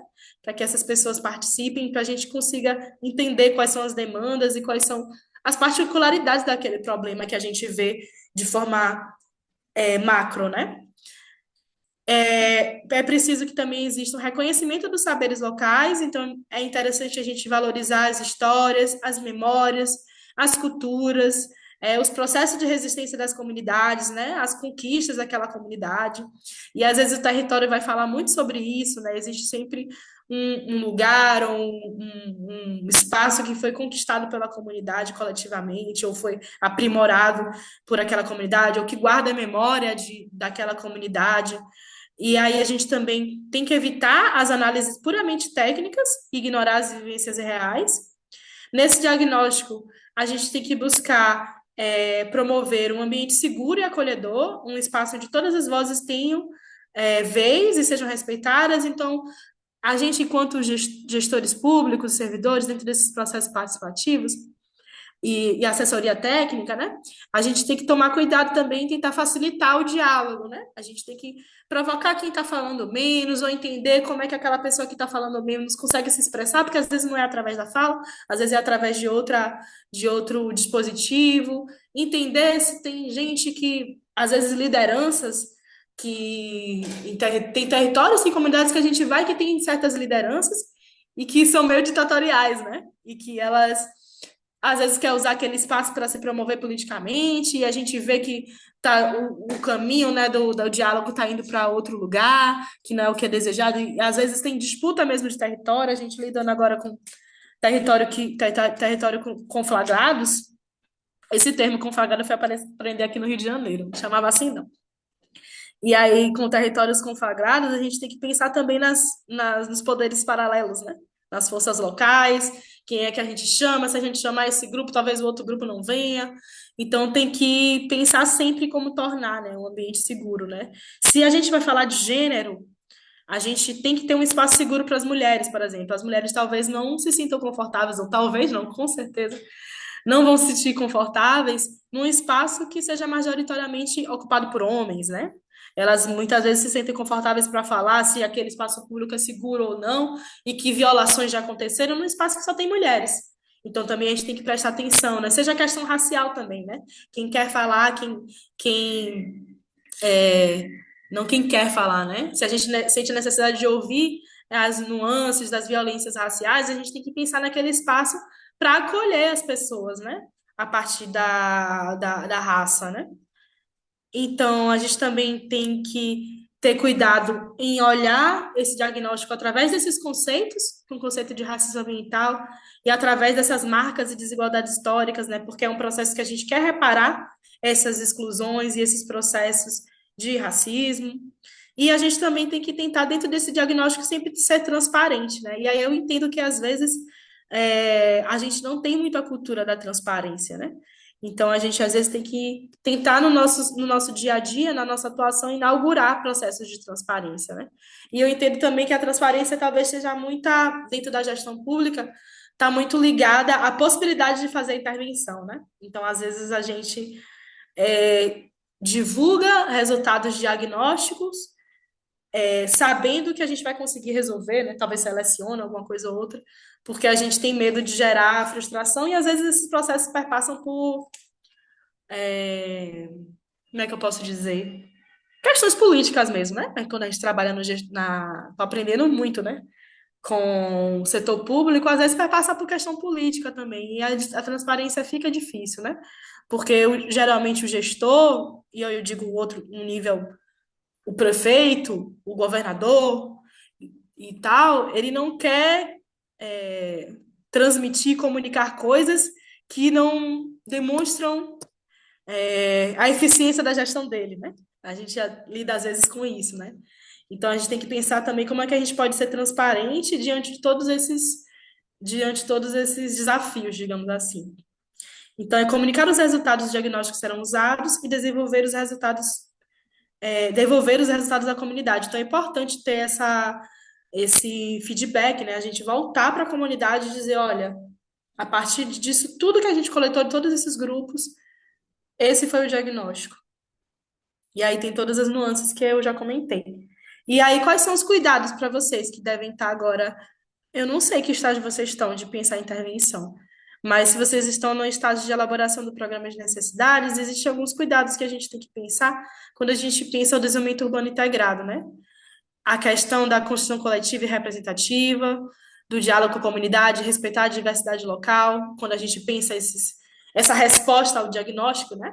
A gente vê se o que a gente está oferecendo como solução nesse programa de necessidades realmente está respondendo à comunidade, né? Evitar decisões centralizadas e técnicas sem diálogo. Tem questões e tem demandas que vão aparecer na comunidade que não tem respostas, que vão ter respostas, na verdade, que às vezes não foram discutidas com a comunidade, mas que são respostas técnicas, né?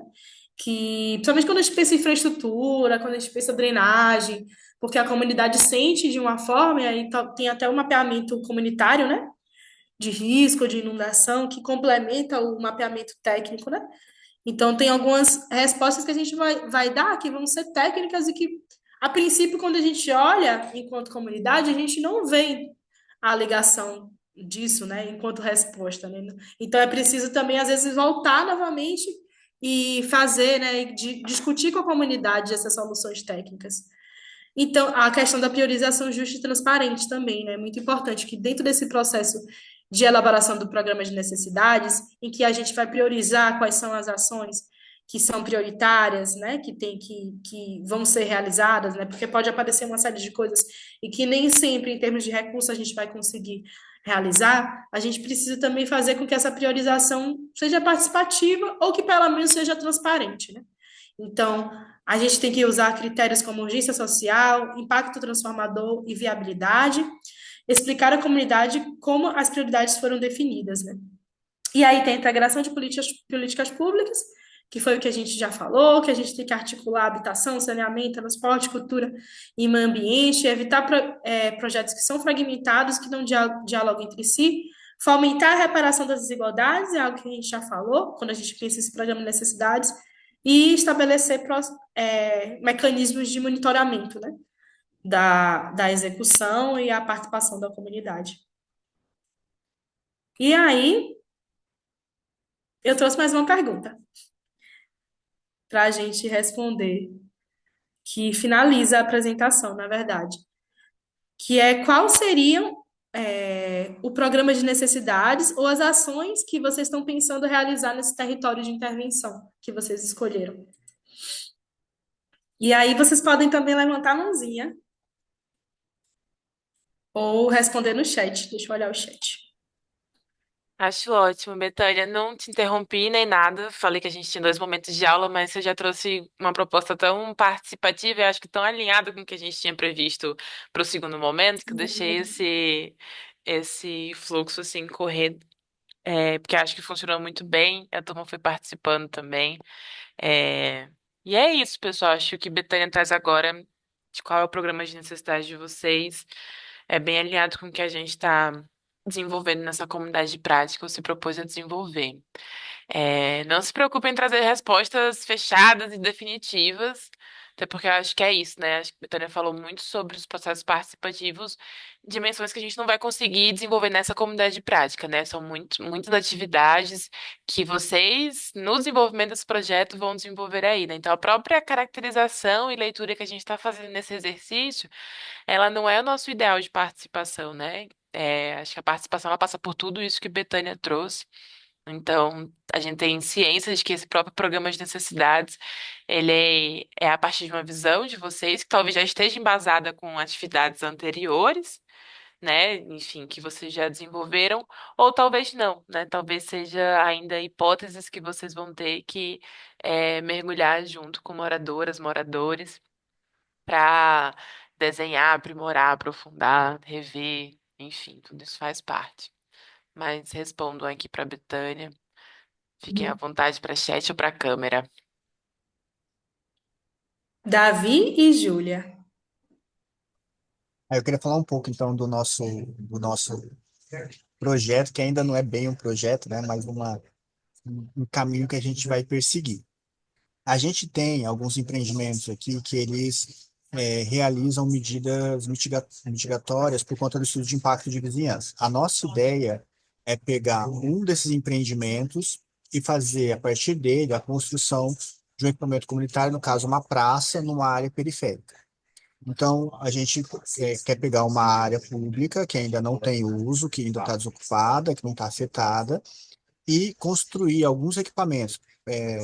Alguns, no caso, seriam quadras, áreas de playground, de pista de caminhada, e utilizar junto delas algumas estratégias de soluções baseadas na natureza, que a gente já tem um encaminhamento, a gente já tem alguns projetos maiores, de grandes parques com SBN, mas aqui fazer pequenas intervenções.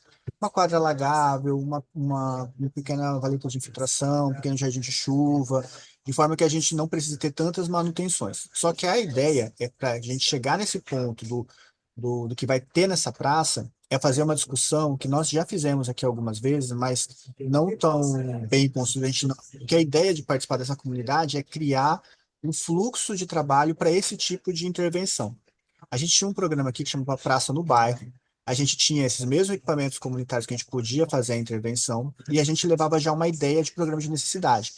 Playground, pista de caminhada, quadra de esportes. Só que a gente desenhava junto com a população, pegava, imprimia em 3D a quadra, imprimia em 3D cada um desses equipamentos, sentava com a população e falava assim, o que que vocês acham que é importante que tenha nesse local, né, caracterizando a população, se ela é mais idosa, se ela é mais jovem, se ela é uma população que tem problemas no contraturno, porque às vezes no contraturno da escola a criança não tem nada, não tem muita coisa que possa ser oferecida a ela, então ela precisa de qualificação. Levar essa discussão para dentro da comunidade e fazer uma atividade lúdica de onde vocês querem que cada um desses equipamentos esteja dentro desse território. Aí tem aquelas questões, né? Ah, uma quadra não pode ter, ficar de leste para oeste, o gol, enfim. Mas isso a gente vai fazendo essa construção. A gente já teve essa experiência, só que a gente queria que essa experiência ela fosse contínua. Então, a ideia de participar dessa comunidade prática é que a gente construa um documento falando orientador de como a gente vai lidar com todas as intervenções em espaços públicos no município. A gente já tem essa ideia, só que o programa de necessidades, ele vai ser construído junto também com a população, porque nem sempre a gente vai estar num local, num parcelamento, que vai ter uma população jovem que quer jogar futebol, quer jogar vôlei. A gente vai ter uma população mais idosa, que ela quer outros locais de permanência. Então, eu acho que a ideia primeiro, né? Pegar os técnicos que fazem parte aqui da prefeitura, que a gente tem da agência de planejamento, tem da Secretaria de Obras, tem da Secretaria de desenvolvimento urbano e gestão, para eles também serem disseminadores dessa ideia, que isso continue aí ao longo do tempo. Então, a gente vai pegar um pequeno projeto e vai tentar replicar em vários, que é a nossa prática aqui que a gente faz em Campo Grande. Massa.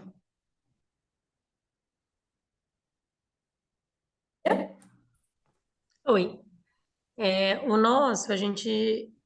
O projeto que a gente escolheu são bairros ideais para crianças, e a gente está escolhendo justamente fora do centro da cidade, indo mais para as áreas periféricas, mas de qualquer forma escolhendo centralidades dentro do território, né? Porque a gente não alcança só um bairro, mas vários, já que os equipamentos urbanos normalmente são utilizados pelos bairros adjacentes. E aí a gente já tem um grupo interdisciplinar que é SMU, que é mobilidade urbana, que é planejamento urbano, parte de cultura e educação, que a gente já pensa em caminhos diversos de acordo com cada área nossa, de levantamento dos equipamentos urbanos, praças, escolas, UBSs, para criar conexões seguras para as crianças conseguirem andar dentro do bairro de uma forma segura.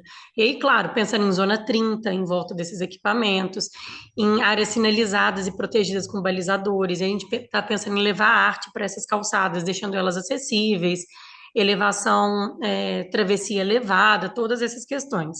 E aí a gente está fazendo agora uma parceria com a ONU, que um dos projetos dos produtos que a gente vai pegar e usar nesse projeto é na criação de desenhos participativos com crianças.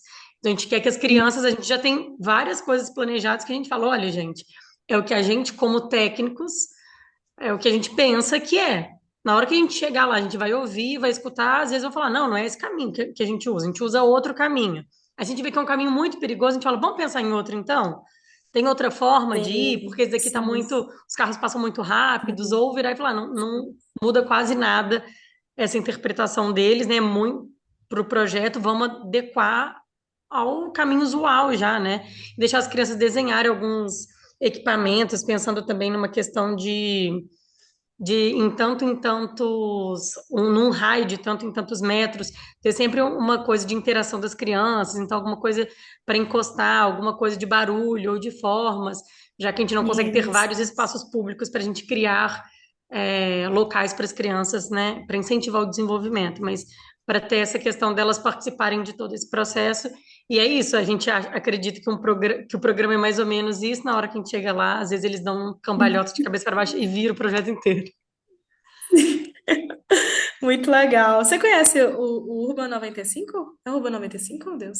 Então, conheço, a gente tentou participar do. Agora eles abriram um programa super legal, que era para o mundo inteiro para participar, e eu acho que as prefeituras mais engajadas, as 10 mais engajadas, iriam para Londres ainda. A gente não Ah, conseguiu passar. sim, sim, sim. A gente foi em Alagoas, né? Ah, você não conheceu a Angélica, Ah, não? A que Angélica foi. legal.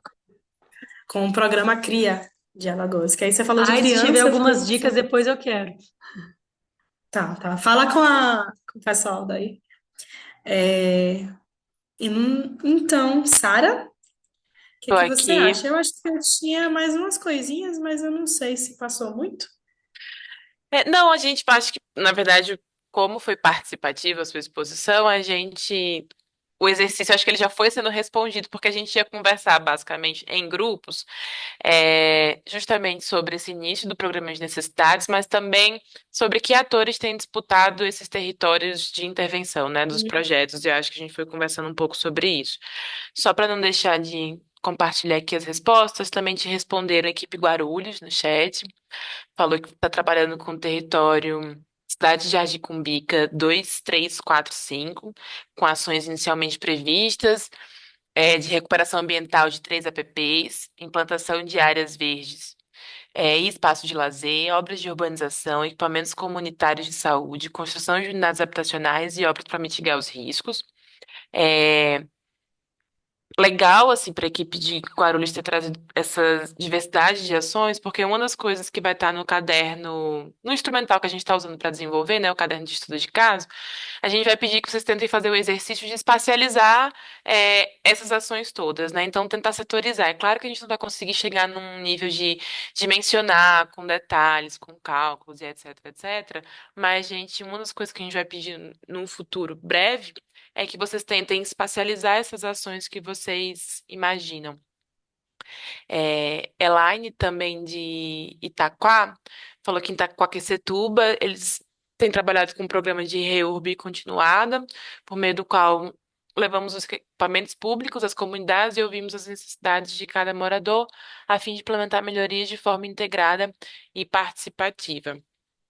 É, gente, queria abrir para vocês agora para dúvidas, questões, se vocês têm comentários, intervenções, algo mais direcionado do projeto de vocês. Pode ser tanto pelo chat como abrindo o microfone.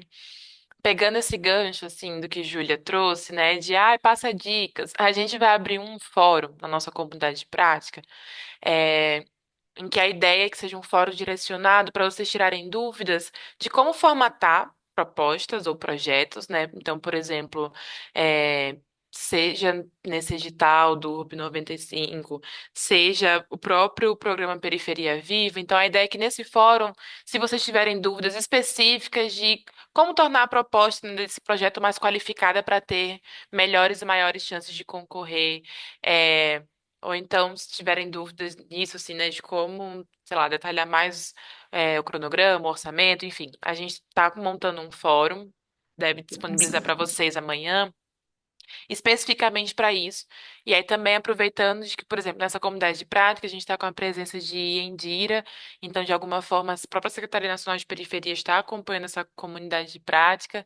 Então, a gente vai montar fóruns para essas dúvidas, né? Porque a gente entende que a gente não vai dar conta, né, nessa comunidade de prática de detalhar a proposta, mas a gente quer criar um canal, então, que seja de diálogo. É, tanto em relação a isso, quanto em relação a formas de financiamento, né? Então, enfim, se também são projetos que, para além de como formatar, mas estão nessa dúvida, assim, de como captar mesmo os recursos necessários para conseguir implementá-los, desenvolvê-los, esse fórum também vai ser um lugar para isso. Não sei se vocês lembram, Flávio trouxe na fala deles que ia abrir um chamamento agora, para projetos em territórios periféricos, especificamente voltados para soluções baseadas na natureza, né? Então, iniciativas que versem sobre soluções baseadas na natureza. Vi no Instagram que foi aberto esse chamado. Então, também pode ser para quem está pensando em trabalhar com SBN, nos projetos aqui, levar essas dúvidas de como formatar de repente um projeto, a iniciativa. Podem levar essas dúvidas lá para o fórum. Daqui a pouco eu falo, Andréia, do cronograma especificamente da nossa comunidade. Queria aproveitar um pouquinho mais do tempo de Betânia. Gente, eu falando de câmera fechada, meu Deus do céu. Por isso que... Enfim, perdão. Achei que eu já tinha aberto. É, Alguém que eu não estou conseguindo identificar respondeu que no programa de necessidades colocou assim, construção coletiva, né? Então, encontrar soluções de fornecimento de água segura, potável, que possam ser compartilhadas entre as comunidades ou entre as comunidades ou dentro das próprias comunidades, né? Então, comunidades ribeirinhas no Baixo Madeira, cerca de 13 comunidades ou número a definir. É, Pode trazer suas dúvidas, se quiser abrir o microfone. Marcelo de Porto Velho, se quiser abrir o microfone para conversar um pouco. Marcelo,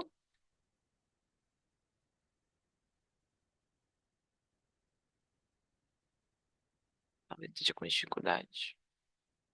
Não te ouvimos. Tô até vendo que tá aberto seu microfone, mas acho que não estamos te ouvindo.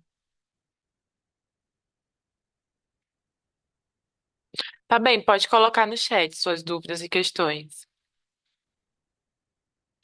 Tá bom. Temos outras pessoas, gente, com dúvidas, comentários que queiram trazer, intervenções.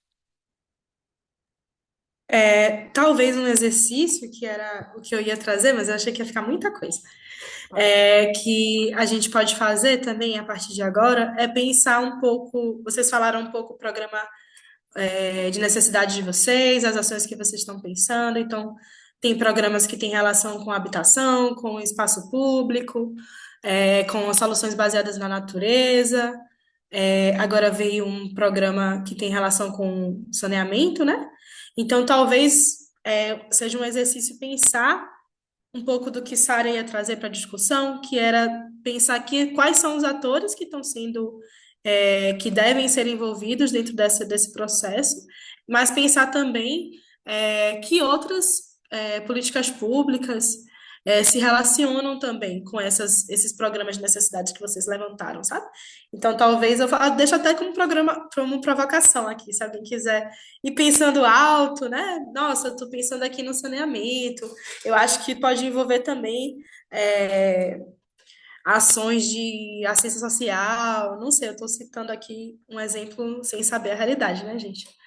Mas talvez seja um caminho, pensar, né, que outras políticas públicas se relacionam com essas ações que vocês pensaram, e pensar também como é que essas ações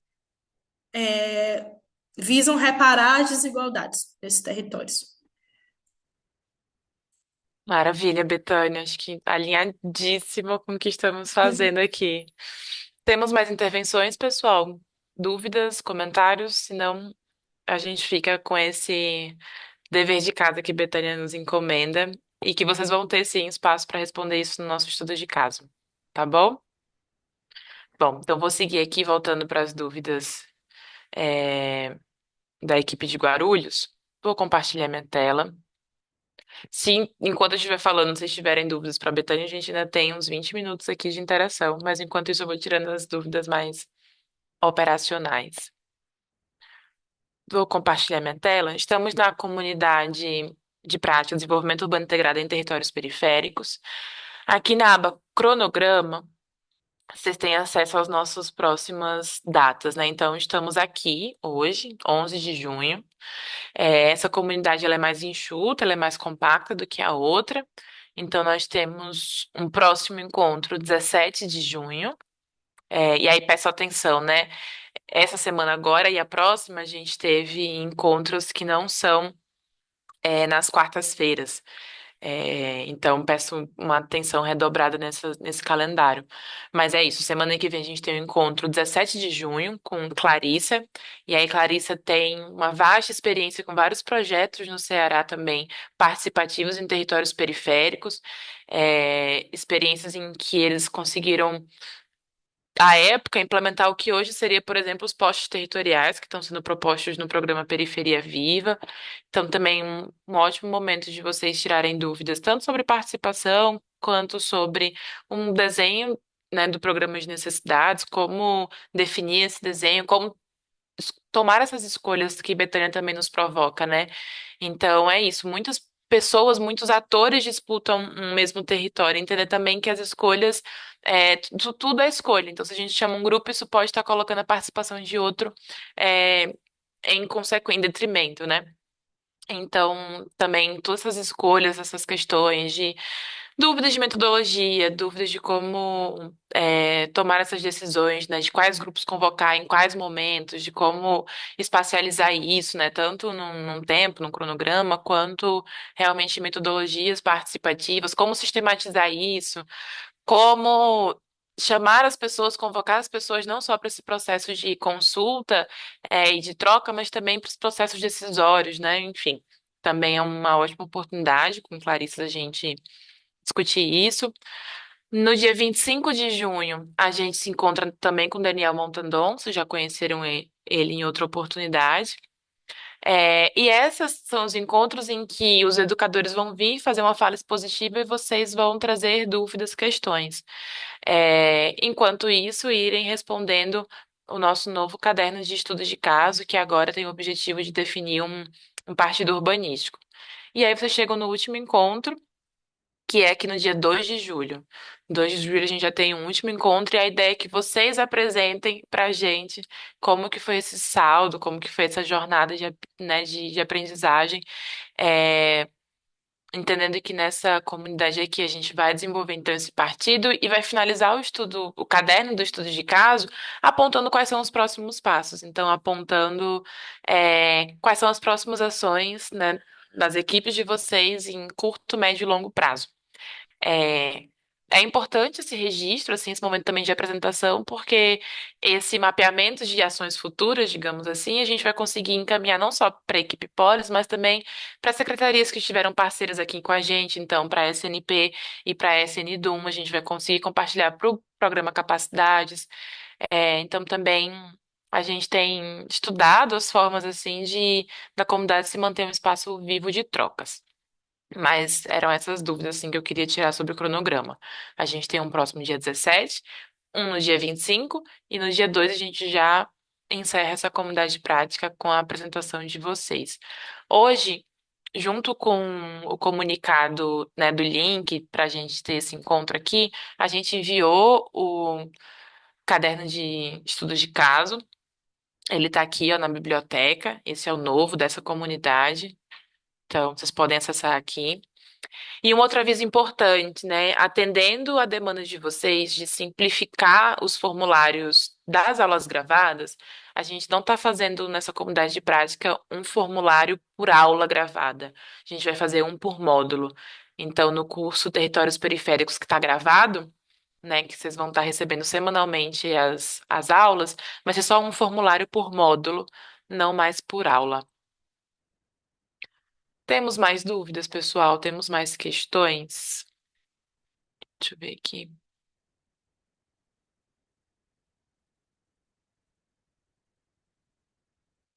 É como na comunidade de prática passada, Júlia, esse é o caderno total. Então, no último encontro, a ideia é que vocês estejam com ele pronto, todo preenchido. Para hoje, eu peço que vocês respondam da página 4 até a página 10. Foi o que também a gente detalhou no comunicado. Não se assustem com a quantidade de páginas, as páginas 4, 5 e 6 é para vocês colocarem nome de equipe, quem participa, enfim, um pouco daquilo de novo. Acho que a partir da página 7 que realmente tem uma coisa, um caldo mais grosso, assim, é, de, de preencher com respostas, enfim, com o desenvolvimento do estudo de fato. Então, como na comunidade passada, é para ir entregando aos poucos, de modo que no dia 2 vocês tenham o PPT, né, esse caderno de estudo todo preenchido.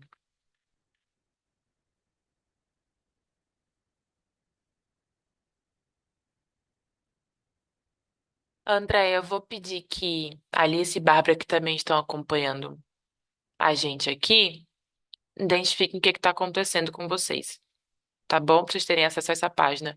E aí a gente encaminha assim para esse e-mail que você sinalizou. Pode deixar. Boa, gente. Ah, só mais uma coisa. Aqui no fórum é onde a gente vai abrir esse terceiro fórum, né, para as dúvidas de formatação de projeto, ou formas de financiamento, enfim. Então, além desses dois, peço que vocês respondam esse primeiro aqui, de apresentação dos projetos. É, bom, além desses dois, teremos um terceiro. Era isso. Deixa eu parar de compartilhar minha tela.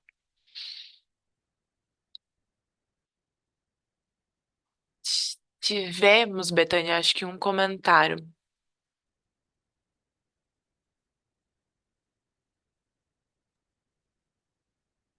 É o que tem escrito priorização, mulheres e saneamento. Acho que É sim esse? também. Acho que sim. É. Água segura. A integração das políticas públicas está sendo pensada como saneamento também com a infraestrutura de energia. E aí existe uma dúvida, né? É desafio, encontrar lideranças. Como realizar o acompanhamento e execução. Olha, eu não sei qual é o território que você está trabalhando. Seria interessante saber, porque aí a gente consegue analisar melhor.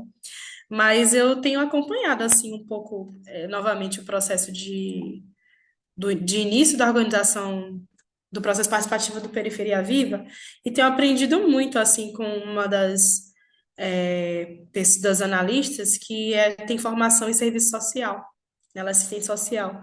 E aí ela chega com várias estratégias maravilhosas que eu acho que a galera de assistência social tem muito, né? E aí os ACS são muito, assim, interessantes conversar com os ACS dos postos para poder entender, porque geralmente eles sabem também quem são as lideranças, conhecem cada pessoa e são muito importantes para mobilizar.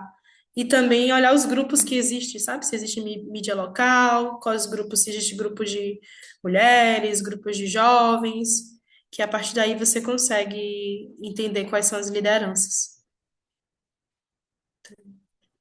Eu acho que tem uma coisa, assim, de identificação de liderança também é muito confiar no boca a boca e também nas histórias populares, né? Sempre tem umas figuras lendárias, assim, que meio que todo mundo conhece, ou que todo mundo menciona.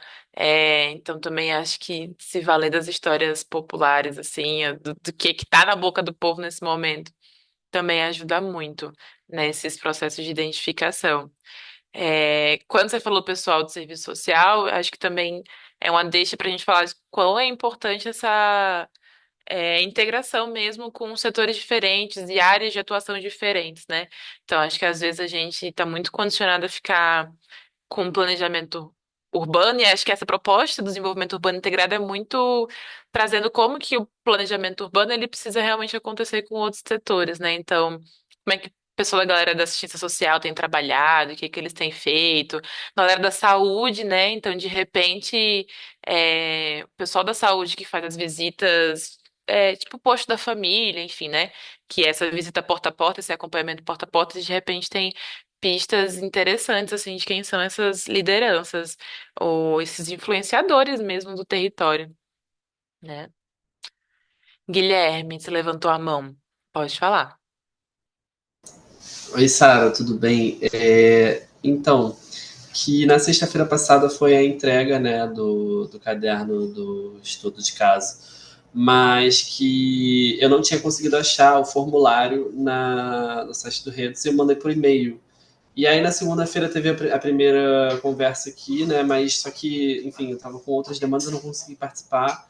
E aí eu queria saber se vocês conseguiram receber esse formulário por e-mail e se isso já está com vocês em algum lugar, se alguém já deu alguma olhada, como é que está nisso. Eu ainda não assisti também a gravação de segunda-feira, mas eu pretendo assistir para ficar a par do que teve aí de atualidades.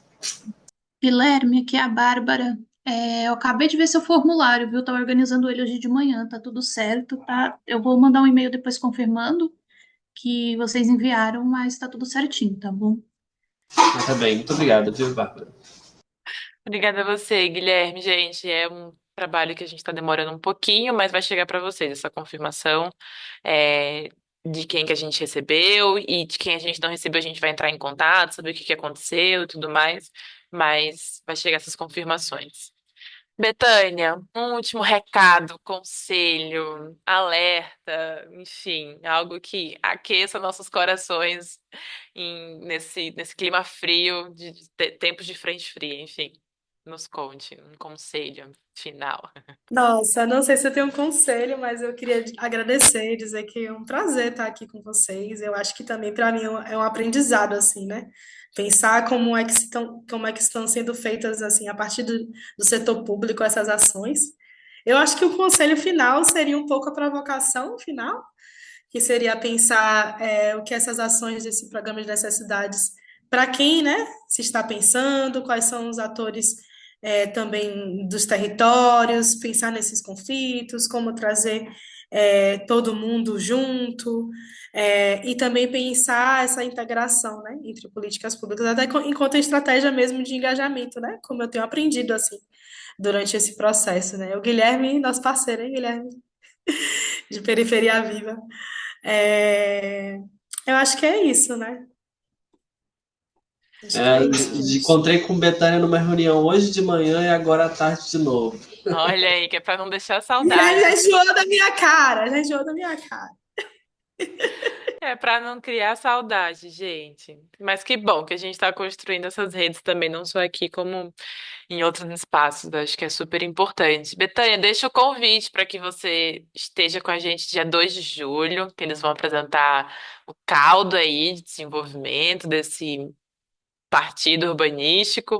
Então venha, se puder, né, se tiver essa disponibilidade, vai ser também às 3 da tarde, e o pessoal vai estar falando um pouco mais. A gente vai inverter a sala de aula, e aí eles que vão apresentar os projetos pra gente.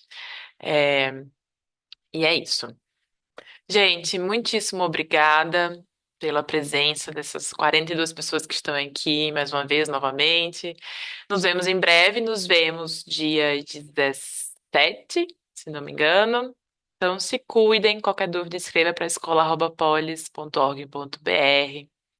Até a próxima. Se cuidem. Tchau, tchau. Tchau, gente. Obrigada.